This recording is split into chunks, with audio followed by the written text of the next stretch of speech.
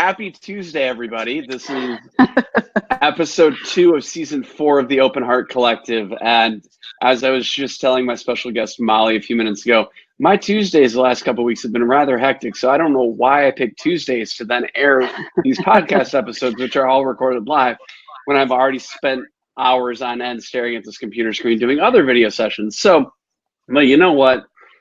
They say the show must go on, and that's will right. be kind of the motto for this this particular week. But for those of you guys who don't know why you're tuning in right now, this is, again, the second episode of the 4th season of the Open Heart Collective. The Open Heart Collective is a live, raw, real podcast show in which we talk about mental health, because we're in a day and a time where mental health has been sensationalized and we've become reactionary to, rather than having proactive and responsible conversations around it. So what best way to do that than to actually have conversations with real life humans about real life things in a real life setting. So that being said, Molly, welcome to the Open Heart Collective. Well, thank you so much for having me. And I just want to say a shout out to you, because I think that this is such a needed topic, and I love that you are having these conversations live in real time, in a real conversation, unedited, because I think there's such a need for that, to take the edit out, to take all the glossy stuff out of it and just have like a real heart-to-heart conversation as if you'd be having it with your best friend, with someone, to me, that is so incredibly needed right now. Exactly. That's the primary reason as to why this show exists. So for those of you guys who are wondering why Molly and I keep looking to 2 different cameras, is because we're actually simultaneously broadcasting this live both on Instagram as well as on Facebook. So be a little bit understanding with us, because sometimes the technology doesn't always work in our favor and it might become a little glitchy on one or the other platforms. But understand that the video will live on past Instagram for all of you guys who are only on Instagram and not on Facebook. This video feed will be available as well as audio. So if you guys are audio podcasting fans, it's available on every major audio podcasting platform as well. So you can listen along, but then you don't get to see our lovely faces and catch it when I reference like holding up my phone or the Sharpie that I'm holding or anything along those lines. But now the objective of this conversation that we're having tonight, one, we're going to learn Molly's story. Right, we're gonna maybe learn a little bit more than what Molly's maybe shared previously, or maybe along the lines of what she's already shared, but giving her voice on a different platform. We're gonna learn about what were some of the struggles and obstacles that she's had to overcome to get to where she is, and what she did to overcome them or to move through them. And last but certainly not least, we're going to talk about what's exciting in her world right now, because oftentimes when we talk mental health nowadays, the conversation stops at struggle. And how are we going to actually inspire, uplift, and deliver hope to people who are currently in the darkness if the conversation stops at the fucking darkness? Oh yeah, by the way, you can curse on this show, so feel free to have no filter, because again, this is life unfiltered, as it's completely raw, live, and unedited. So why would I put why would I not allow people to speak freely? So that being said, Molly, I'd love to hear your story. I'm trying to think of where to begin, because I've had different kind of major milestones. Wherever you would like to begin. So I will begin with, I was raised in Princeton, New Jersey. I normal regular childhood up until I probably 7th grade, when I became sick with Lyme's disease, right when it was just coming out. It was not really known back then. Not to give my age away, but it was a very long time ago. Back then they really weren't sure how to treat it. I did not get treated or cured right away. I had it for a solid 3 years. Wow. And if anyone who's had Lyme's disease knows someone with Lyme's disease, it pretty much wreaks havoc. Havoc was the word you're looking for. On your entire body, not just physically, mentally, emotionally. So you can imagine at the ripe old age of 7th, 8th, and 9th grade, which I really struggled with it, struggled to get a cure for it. During the most awful time to really stick out, because all you want to do during those years is fit in. And my case was to the point where I had to go to school with an IV. It was like, serious. I had nurses at home taking care of me. I still was going to school every day. The whole point of me bringing this up is because it was the first time I had a sense of a lack of control of my life. My life kind of got turned upside down from my regular, normal, everyday, happy childhood to now I have a life where I'm literally attached to an IV pole. I have nurses taking care of me. I go to school and I struggle through the day to do my best. I'm missing out on a lot of 7th, 8th, and 9th grade things, and kind of battling through that. Finally, by 9th grade, thanks to the amazing doctors that I had, both in Princeton and at CHOP, I was able to overcome it, not without lasting effects. Right. And that kind of started my road to, kind of dealing with all of the after effects of, being sick for that many years at that age, and then just, the physical havoc of having Lyme's disease and what that does to your body. Mm-hmm. So that kind of started my struggle with anxiety, chronic fatigue, wanting to fit in and wanting to do all the things that your friends are doing, but not being able to, but it also being invisible, kind of what I was struggling with. So no one really, and back then people really didn't talk about it, and I didn't really know what it was, right? Because it wasn't really discussed back then. Right. Nobody talked about it. Much like mental health today. Yeah, right. Not much has changed. Okay, so I'll give the years. I'll give my age away. So I'm 41 now. So back in 7th grade. So this was what, the years 1988, 90, 91, 92. That I was really struggling with it. And so that started kind of with anxiety, with not knowing what was going on, but feeling that kind of, everybody deals with anxiety differently and reacts to it differently. For me, it was a fear of being, in places with a lot of people. I would get clammy. I would get the white noise, those kind of things. I would feel sick to my stomach. I'd want to get out. You want to escape, those kind of feelings. So that was kind of in high school, and me trying to figure out what was really going on with me at that time. Right. So through high school, I managed to deal with it. Again, it wasn't too severe where I couldn't kind of work through it. Went off to college and, had some great college years. Again, it was still kind of peek its head every now and then. Again, I didn't really know what it was, but it was like, it was hi, there. I'm here. Yeah. Yes. Yeah. In a very subtle, but not so subtle way sometimes. And it really wasn't until after college, I moved to New York City. I had an amazing job down on Wall Street. Life was good. 9/11 happened. That did a number on a lot of people. It definitely did a number on me, being there, at the time, watching through the windows, the whole thing. I didn't obviously realize at the time, because a lot of times when you have a traumatic event in your life, you don't really understand the effect for months, sometimes years. Or years, yeah. Right. And so it really, that impact, there were some things that were noticeably right away, but I feel like everyone was kind of in that, oh my gosh, phase. It wasn't until a year later where I had severe anxiety, panic attacks, couldn't leave the house, couldn't do a simple thing like go to the restaurant, go out to dinner, really impacted my life. I had, gotten married at this time. I was unable really to do. It definitely was a time that anxiety made such a heavy impact on my life that I was not able to do the everyday tasks of my life. And that was a first for me. And I want to say that was of the age of about 24, 25 years old. Was the first time that the panic attacks, the anxiety really kind of hit me. So at that time, trying to remember, I had a job during the day where I was a kindergarten teacher. After 9/11, I decided to leave kind of that Wall Street world. I kind of had a self-check moment. As a lot of people did. Kind of had a self-check moment, like, Molly, life is short. What do you really want to do with your life? What makes you really happy?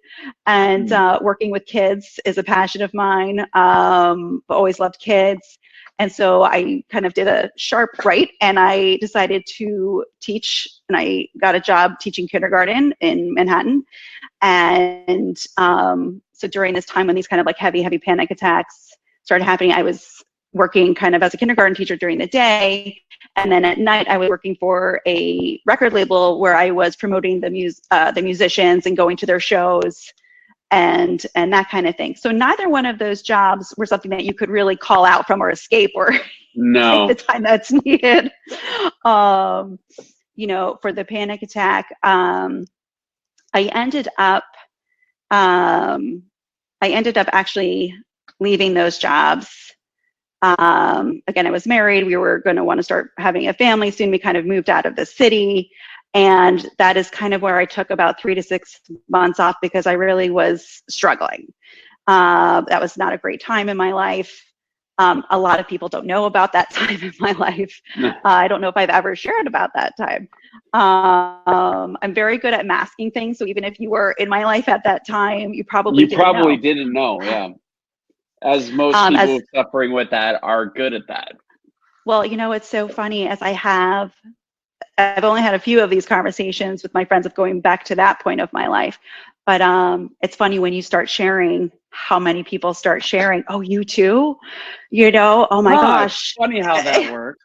It's almost like a relief, you know? It's like, oh my gosh, I never would have imagined that you did. And I say the same thing back, and you? Right, because oh my God, we're human. And we feel 100%. things. And we experience tragic moments. Huh. Sure. We're not so alone after all, are we? Not at all. And, you know, I think in my early 20s, I wasn't secure enough with myself yet to be able to admit what was going on with me. You know, at that time, I think. Right. And again, you know, not that it's being it is being talked about more today, not enough, but it certainly wasn't being talked about. We're working on it. Back then it was kind of like, oh, shh, don't say anything, you know, hush, you know, don't bring it up. Just tell that, you know, I was always told, give them an excuse to cancel or pretend it's this or pretend it's that. And so, you know, that was in my early 20s. I soon became pregnant with my first child, and for some odd reason, you know, people go either way with pregnancy. For some odd reason, I actually felt better when, you know, I got pregnant, and the anxiety symptoms kind of dissipated for a while. Awesome. Then, which is awesome. I mean, you never know how your body reacts. So again, married, had my 2 beautiful children, and I'm now living out in suburbia. Things are going fine. So basically what I'm hearing here is the white picket fence, the 2.5 kids, yeah. the dog, all that, yeah. Yes, the whole thing. Didn't have the dogs yet, that came later, but yes. You know, life was great. During that time, you know, I'm definitely someone who likes to keep busy. 2 children definitely keep you busy, but I also, you know, my entrepreneurial mindset is always kind of working. Mm-hmm. And so I was trying to think what's next for me. And, you know, definitely inspired by my 2 girls, I started a children's clothing store in the town that I lived in. So back to my picket fence, my marriage, 2 beautiful kids. I had a cute little store in town. Everyone would think life is great.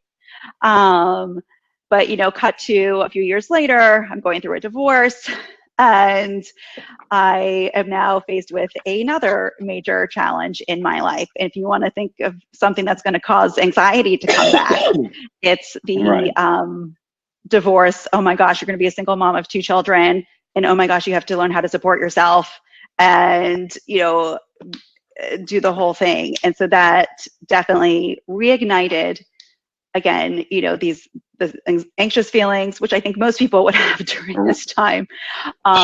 Just. And so yeah, so that's what kind of started my kind of new chapter in my life. My life is definitely divided into chapters. If I ever write a book, there's definitely definitive chapters of growth, we'll call them, of where I've had to reinvent myself or tweak myself a little bit to survive, to move forward and not get stuck. I watched a lot of my friends kind of get stuck in similar situations, you know, whether it be divorce or, you know, loss of a job or something, and they kind of get stuck in that, you know, what they deem as failure. I call them lessons. Definitely lessons. And knowledge club. Exactly, right? You take those lessons and you learn what you're supposed to learn from them, and it just springs you forward, you hope. Right. So going through that process and knowing that I had to kind of make a big change and, you know, make a lot more money and be a lot more successful in what I was doing, I took what I knew how to do, which was my store, which was doing well in a small town, Princeton, New Jersey, and I had to make it bigger. So what I decided to do in my great idea at the time was move it to a city. I'm going to go big, right? That's kind of my thing. I go big. So again, most people would think, okay, I'm living in Princeton, New Jersey. Where's the greatest city nearby is New York City. No, that would be too easy. I decided to go to Chicago. I have Midwest roots. Yes, hello. Right. I have Midwest roots. I have family in Wisconsin and Chicago, so I grew up going to Chicago, and I loved it out there, and I loved the people out there. And the designers that I was already carrying in my store already had their flagship locations in New York City, but they didn't have them in Chicago. So I thought that's where I need to go and bring my store. All right. So my visitation kind of schedule with their dad at the time was that he had them 1 week a month and one long weekend a month. And that's when I would go out to Chicago and be in my store. So I was kind of back and forth between the two stores and getting it going. I think now looking back, that having that store and having that focus and having something to look forward to keep my mind working, to keep me growing was the best thing for me at that time. People thought I was crazy and I was, you know, going to be exhausting myself. But honestly, I think I had spent 6 months after my ex-husband and I decided to get divorced. I'd spent those 6 months in a panic and a full-time 24-hour, 24/7 kind of panic mode. And this literally brought me out of it. And I think it's important when people are kind of going through that time in their lives to find something to focus on. It doesn't matter what it is. It's something that you are excited about, that you can be excited about, that you can work on, that you feel that you're growing from. Honestly, when I look back, that store saved me during that time, and will always have a huge place in my heart and my kids' heart, because I would bring them out, with me as well, and they were super excited to watch me, not crumble during this time, because at the time they were 4 and 6 years old. And they're looking up at me kind of like, now what, Mom? And I'm like, don't you worry. I got this. So having two girls watch their mom kind of build something and be proud of it during what would normally be a really difficult time. If I'm ever going to give myself a pat on the back for anything I've done that time of my life, I am really proud of. Rightfully so. So cut to, I'm now back and forth between Chicago and New Jersey, with my 2 stores and rebuilding my life and kind of getting it back on track.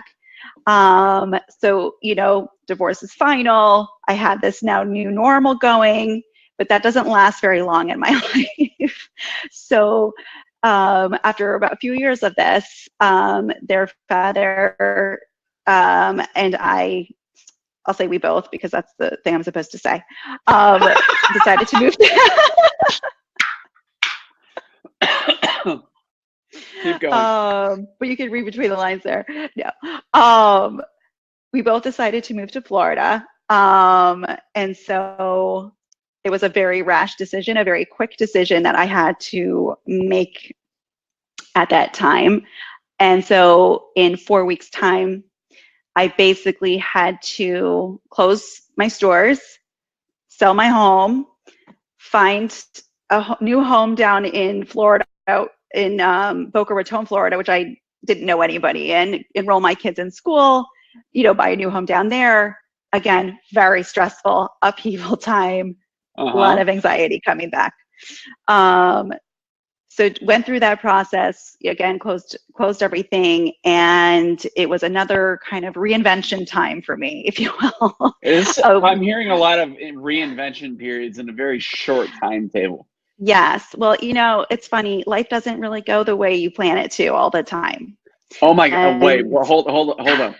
You mean life doesn't go as planned? Yes. This is breaking news. Headline. Right there, folks. And, you know, again, it's a time where a lot of people would fall apart.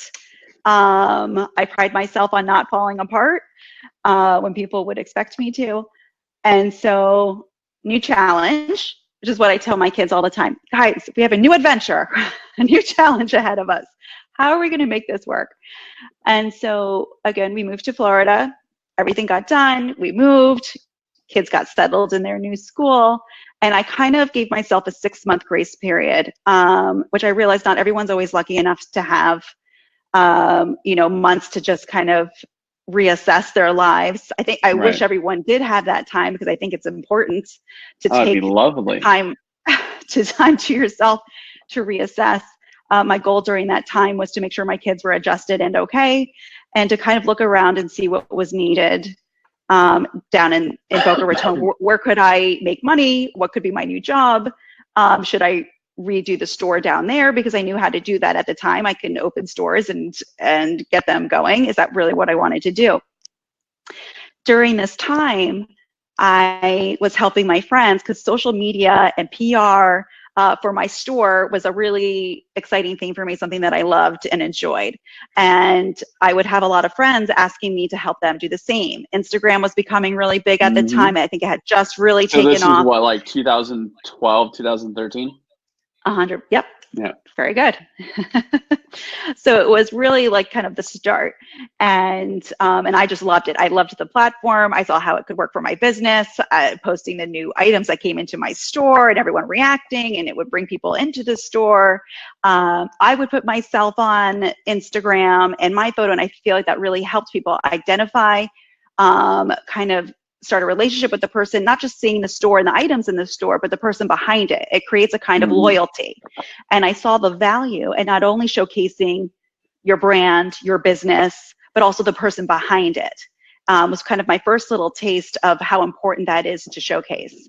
So I started helping friends as a favor, getting their social media started, convincing them to get in front of the camera, to get in the photos. Which a lot of people are really hesitant to do, especially during that time where it wasn't. Even in 2019. Let's be real, that's still uncomfortable now. It still is, even for me, which people would be surprised to hear. I'm so numb to it all now. I mean, 500 plus pieces of video content in, and it's just like, oh, camera? Hi. Yeah. So starting, you know, I kept doing that for my friends when I moved down to Florida, and through word of mouth, and people, you know, saw that I was doing this and had success doing this and was really building some local brands and businesses and people in the area. I then realized this is probably what I should be doing and getting paid for it. So that's how Hillenbrand Media started. Nice. You know, which is what I currently am doing. And so Hillenbrand Media started out as a place to go to grow your social media. I would kind of get to know you, what your business was about, do some photos, do your posts, build your brand, build your following, all of the above.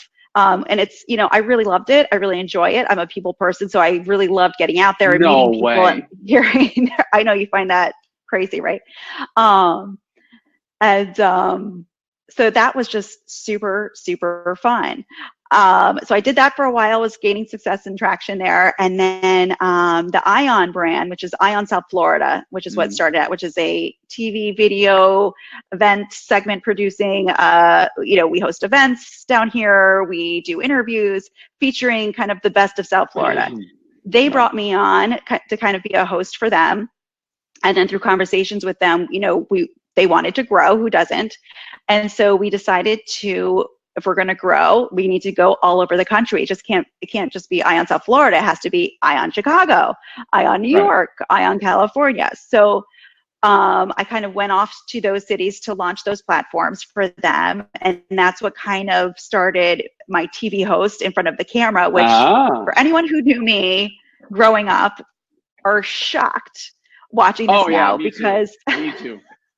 Absolutely. when I tell you, I was the quietest girl in the class. I was afraid to raise my hand for 80% of my school life. I was the girl who would try to find the seat furthest in the back and then would look down when they were trying to call on people, so you would not call on me. So to now have a life that's largely in front of a camera is shocking to most. And the fact that I can speak is probably shocking to a lot of people too. Probably a larger portion of the people that are reacting to the fact that you actually have a voice. Wow. Yeah. So, but again, this is where, I say to a lot of people how important it is to challenge yourself, to step out of your box. We all kind of stick with what we're good at or what we think we're good at, and we think that's it. I'm a one-trick pony. This is what I do. And what I have discovered in the past really 2 years of me kind of stepping out of my comfort zone is how important it is to step out of the comfort zone, and how much that has done for my personal growth, for my emotional growth, for my mental growth. There is nothing better for your mental health, I feel, than going after your fears and conquering them, and really challenging yourself with what am I afraid to do? What do you think? What's the worst that could happen if I step in front of that camera? What's the worst that could happen if I go live on a podcast tonight? And so that has been really an amazing, this whole past years has really been an amazing growth time for me to be able to do that, to expand, Eye on South Florida and Eye on channels to now, we're all over the country.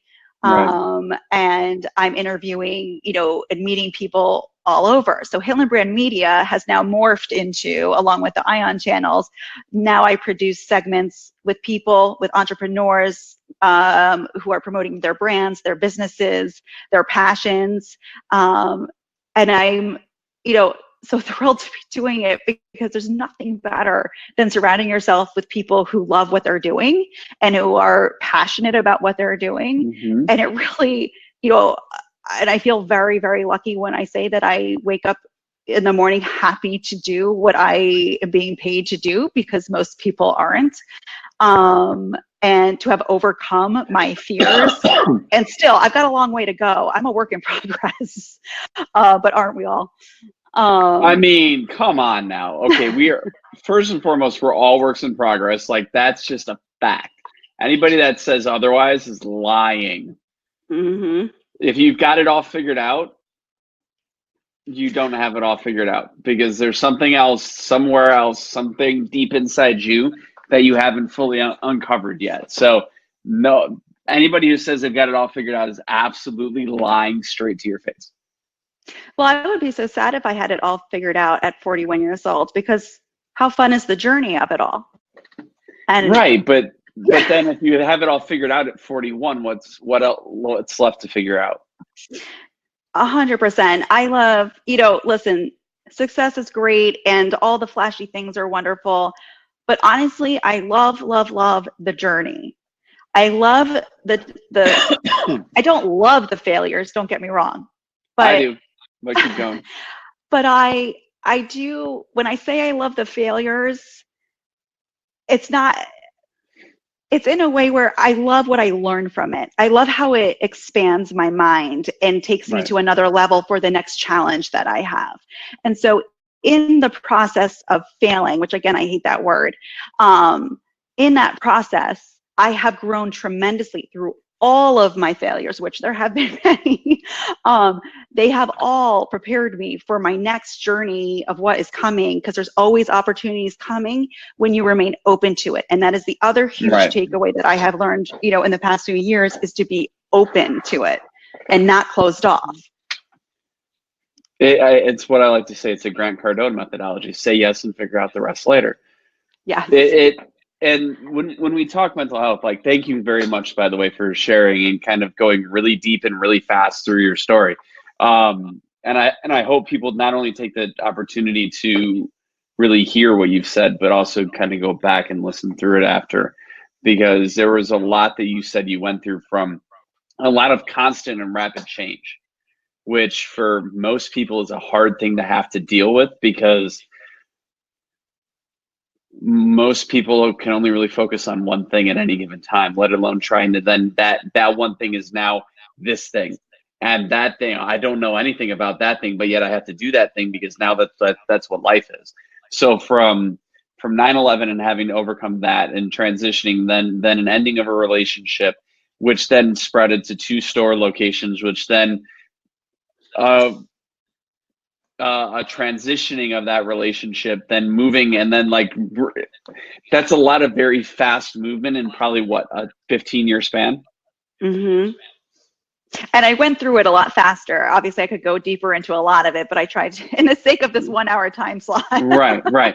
So, but the fact that it is like, that was a lot of growth, a lot of transition, and a lot of movement in a very short period of time, prospectively, when you look at the totality of life. Like, oh wow, so that was that decade and a half. Okay. So more specifically though, when you moved through those moments of darkness or those struggles, what specifically did you use yourself to kind of overcome or move past them?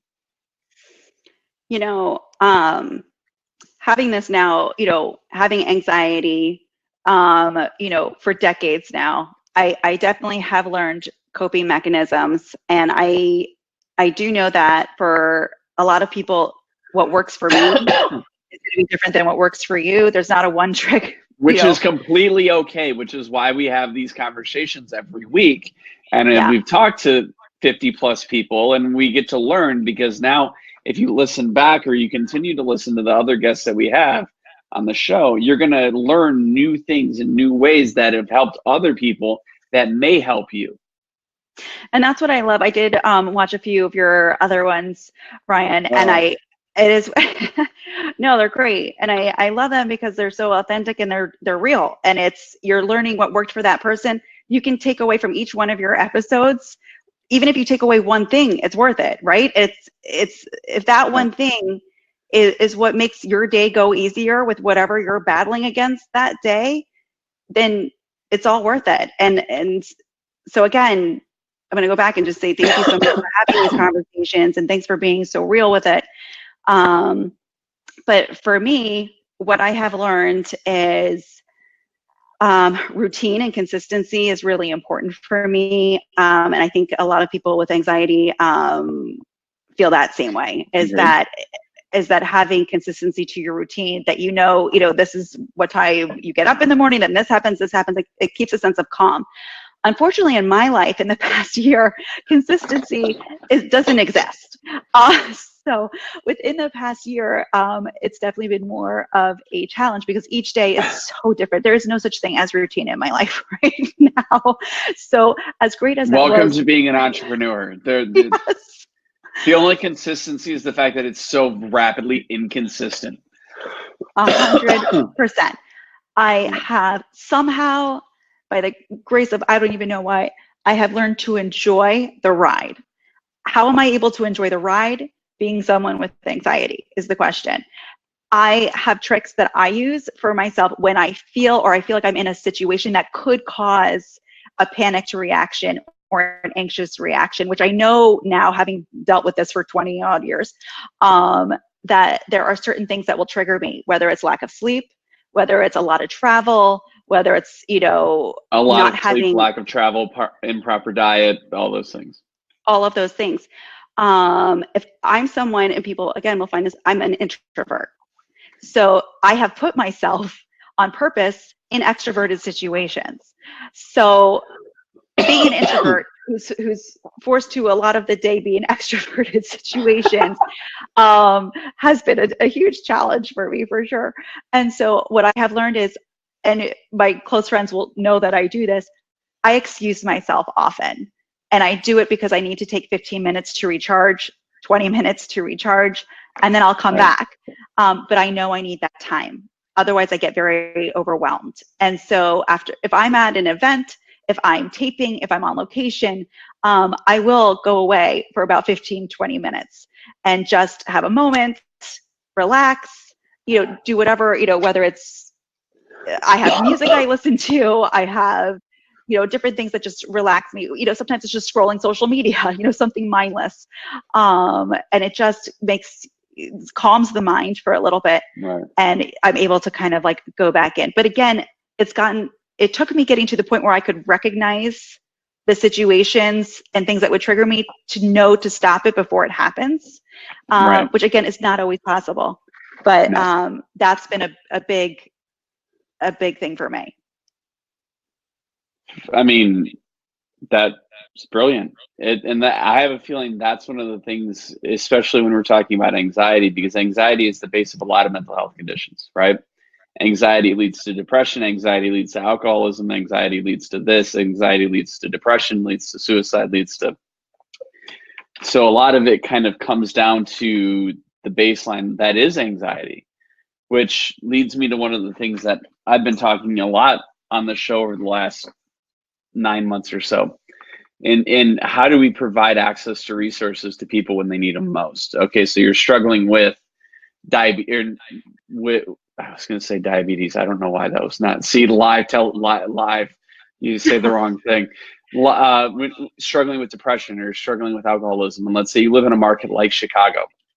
Have you ever tried to type in depression while in Chicago? If anybody has, you get about 8 million search results. And when you're struggling and when you're in that moment of like absolute utter despair, 8 million options, that's too many options. So what are you going to, you're oftentimes not going to act because too many choices leads to indecision, because that's anxiety. Like 8 million is too many. So we're working on something that's going to change all that. Exciting. And it's only gaining more and more traction and more momentum the more that I'm talking about it. So I am excited for the future of what we can do with this and the future of this community, because I mean, we're 2 episodes into our 4th season of the show, and it's been since March of 2018. So we've accomplished this much in 16 months, 18 months. It's amazing. I can't do math, apparently. Yeah. My math side of my brain has already broke today because it's been mind mapping and spreadsheeting all day. But point being, we have the ability to make the change, but the change is on us, because there's no amount of legislation, there's no amount of literally anything that will fix it other than us. And are we frozen? Are we frozen? What the hell? I have full signal strength on my end. Comment if you guys can hear me. Comment, please. Because, Molly left. Why did Molly leave? Molly is frozen. We will wait for her to get back. So I don't know why we're frozen here. Hold on one second. So apparently Molly has left both feeds. So we will get down to the bottom of this and welcome Molly back. That's strange because it kind of cut out middle of everything. And this is not meant to be the Ryan show, so I don't really want to I can hear you, but she's frozen. Well, she is gone now, so I don't know what happened. So let me see what is going on. All right, so that being said, while she is figuring out whatever technological glitches that Molly is enduring, because it appears that her entire system froze because she's gone on Facebook and she's gone on Instagram, which tells me that something catastrophically on the technological side has befallen her. So I hope that we can get her back. So let me see. Adam, what's going on, buddy? Oh, requests. All right, Molly's coming back.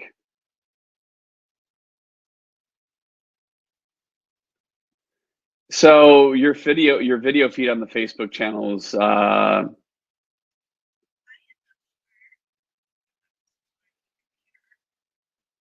no. So the computer is done.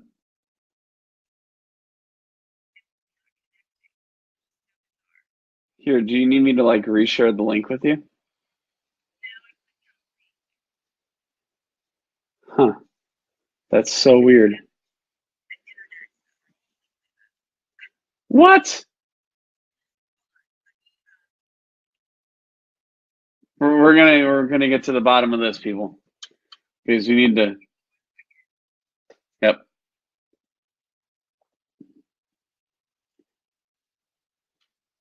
So the random joys of technology, right? So this is a live podcast, and you have to roll with the punches because, as they say, the show must go on.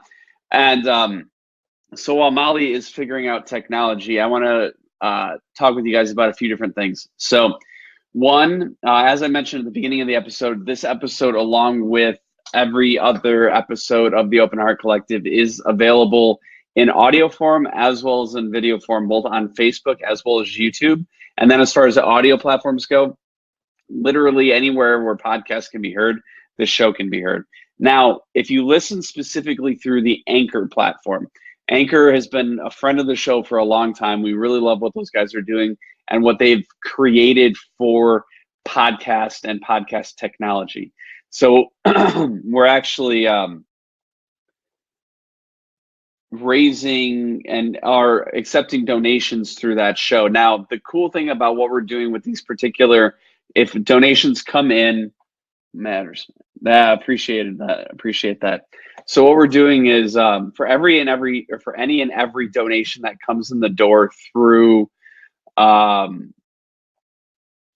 Anchor, if you let us know that you guys donated, what we'll do is or if you guys supported the show, let us know and we will spin and take that money that you donated and actually donate it to a mental health organization in your community so that the funds can go to support where you need it most, which is in your own communities. Now, if you just say, hey, we want this to go to whatever resource needs the most, we'll also do that as well. So, but that being said, we want everybody to make sure that they check out this show. I mean, Adam, I'd love to have you on right now, but I'm kind of in the middle of a different episode. But we'll send up a live for you at another time. I'm trying to figure out why my special guest left. Technology. We may actually have to do a part 2 of Molly's episode, depending on how this goes. Because I also know that we're running up against the time limit on the Facebook feed. So, let's see. This was an unexpected tech glitch. So I'm trying to adapt and overcome. But let's see. How do I donate? Actually, so if you go to the audio streaming for the podcast through my link here on Instagram and my Instagram profile, you'll be able to see the audio, the Open Heart Collective audio version. And if you go through that, you can just go ahead and support through that way. So while Molly is figuring out all of the technological glitches that are on her end right now, we will just continue this conversation. Appreciate you guys for joining. Thank you. Let's see. So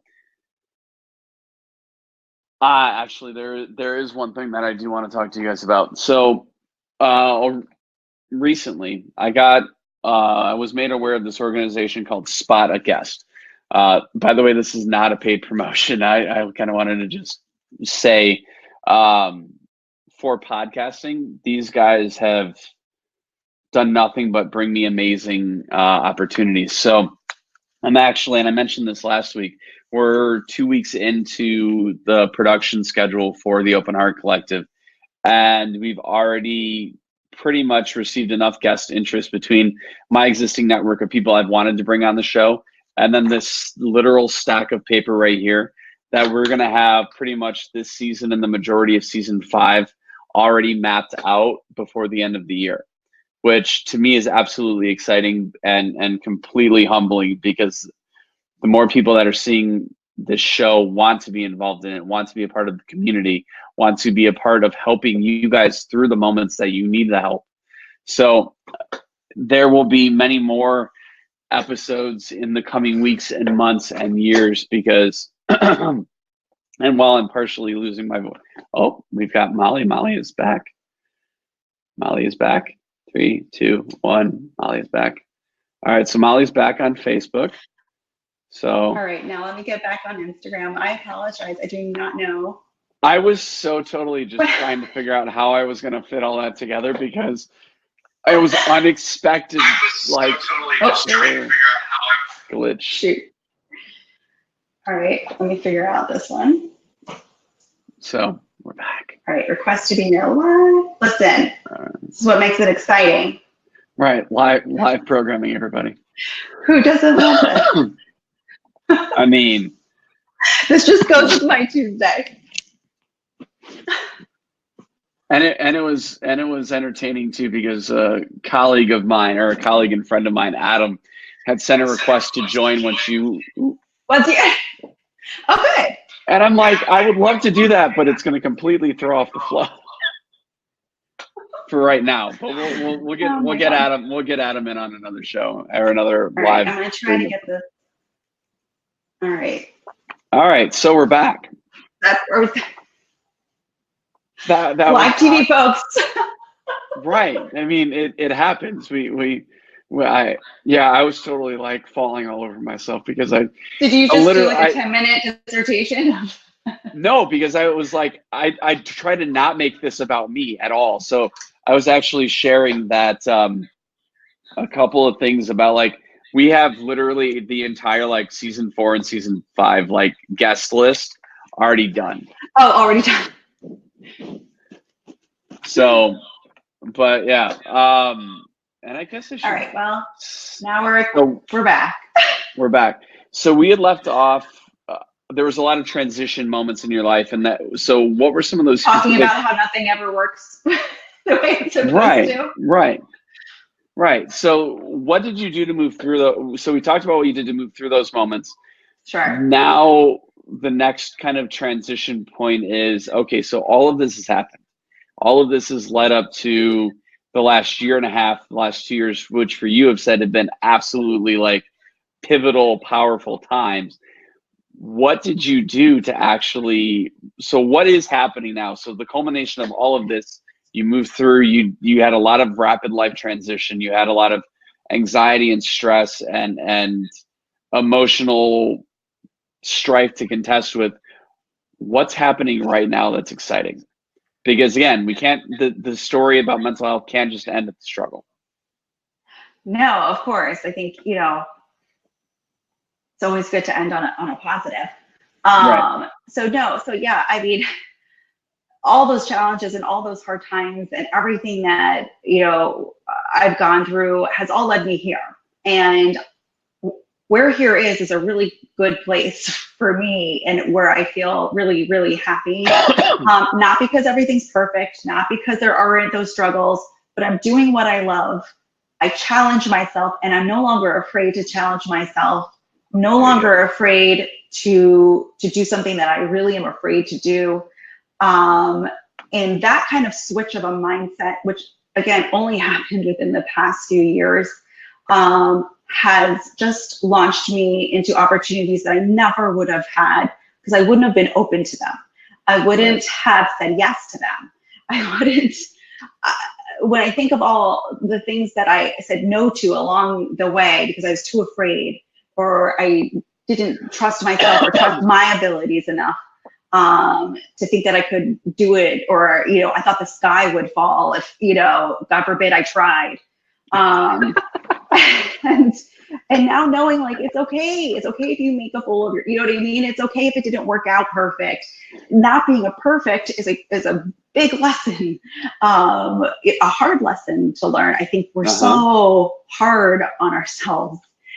We are our own worst critic. Absolutely. 100%. I am harder on myself than anybody. And so the opportunities that have come my way, because I've said yes and stepped way out of my element and out of my box, have been amazing. So I am now the host of Ion Chicago, Ion New York, Ion South Florida. We just, launched our website, Ion Channels, this weekend, where they're all all of my segments and interviews are all combined. And I have a lot of really amazing interviews ahead, a lot of amazing people that I meet regularly, including yourself, who, it's just amazing what I learn from every single person I meet. And it's so important. I take something away from every person that I meet. And, the most exciting thing, if I can talk about the social movement, can you talk about it? Because I don't even know what can and cannot be talked about anymore. Well, I can talk about what I can talk about. Fair. So I was a participant on season 1 of the Amazon Prime docuseries, The Social Movement, which will be airing in 2020. And just honestly, I was honored to even be chosen. Thousands of entrepreneurs, CEOs, investors, out-of-the-box thinkers from all over the world, applied to be on this. And I was one of 40 chosen for season 1. We all came together for a week in Montreal. They divided us into 4 teams. Each one of the 4 teams had to solve a global issue, not help it, not improve it. We had to solve it. At the end of those 4 days, you kind of pitch your business idea, to solve this global issue in front of a panel of judges. And, the TV show, so of course there's a winner, but, really we all won because each one of the teams solved this global issue and created an amazing, I can't wait for people to watch it, to be inspired by it. Right. I was blown away being a participant in it, of just the 40 other people that I met while I was there are mind-blowing. Having people from all different cultures, all coming together to better the world and to use their mindset and their genius, whatever that may be, because everybody has a genius. Mm-hmm. It's just, some people were willing to share it or to acknowledge it, but we all have it. And so when you get into a group, a room of people, and you're all willing to share it and your special talents, it's amazing what can be done. And so for a season, there's going to be another season 2 filming soon, and I'm coming back on that. And I'm heading the mothers and daughters team along with my co-chair, Sarah Blaine, who is also on season 1. And we are going to have 4 days to end cyberbullying. And I'm really excited because I'm not only coming back, but so is my daughter. And so to be able to bring my daughter and to solve a global issue with her by my side is really going to be probably the most amazing week of our life. Yeah, I can't say anything right now though. No. So all that being said, it's going to be coming out on Amazon Prime, on iTunes, many different platforms. Amazing people are going to be coming on, and super excited about that. And we can share who those people are down the road. Yep. And I think people are going to be blown away by it. It really is. The creator, Chris LeBlanc, who is just actually tuned in earlier. Oh, did he? Yeah, for like a minute on Instagram. Was it when I had tuned out, or? Yes, it actually was. Oh, no. It was. But he is just a visionary genius who just is so passionate about changing the world for the better and getting rid of kind of the negative television that you see on TV all the time, and really doing something impactful, showcasing people who are trying to do good, who who are willing to share their story, their struggles, their wins, their successes, all of it, right? Because we all have the whole gamut. And I think that's really what people need right now, are these real conversations, or is this kind of realness, and to focus on the positive and how can we make our lives better, your life better. And you know, there's a lot of issues going on in the world, and how can we work to make those better? Right. I mean, if that's not exciting to you guys, I don't know what is. Like, all of that's exciting to me. And I'm blessed to know you. I'm blessed to have you as part of my world. And thank you very much for coming on and being a guest in this season of the Open Heart Collective. I'm still absolutely floored that there is now a 4th season of this, when I didn't think it was going to go beyond a month. Well, congratulations, because you're making such a difference, and I'm all about that, and I'm all about having honest and real conversations, because you are helping so many people. So with that to be said, as we're getting ready to wrap up here, because I know Instagram is going to kick me off here in about 4.5 minutes, so I want to make sure, because Instagram, for those of you guys who don't know, has an hour time limit for their live broadcast. So just an FYI, in case you didn't already know that. And I want to make sure that I'm respectful of everybody's time, including everybody who's tuned in.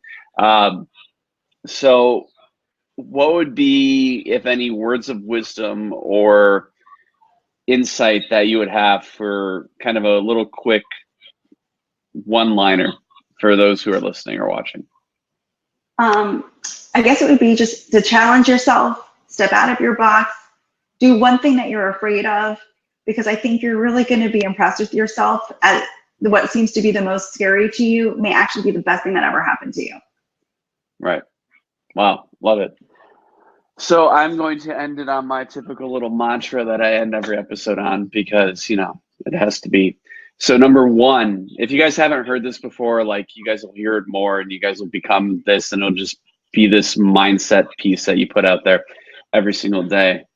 But this is something that I push myself for every day, which is, number 1, to find happiness.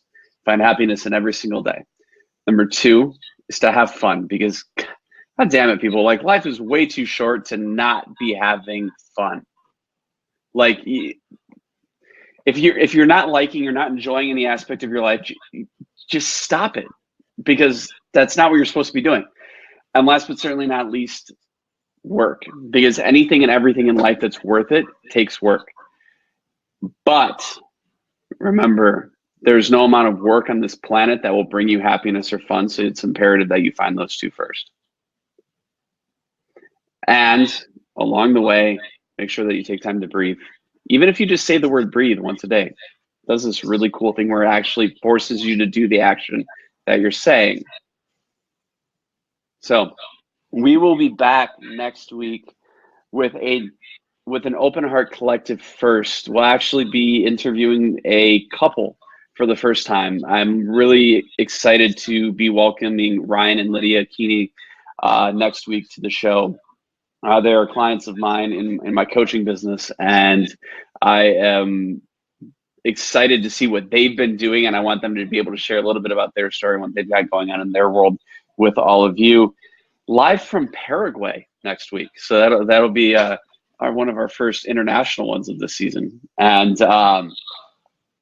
yes, just please keep supporting the show. Please keep supporting each of our wonderful people in this community, because, again, any amount of change that we want to create in the mental health space, if we want to actually break the stigma around mental health, it's going to take us, and no amount of legislation anywhere else is going to change it. So let's do this thing together.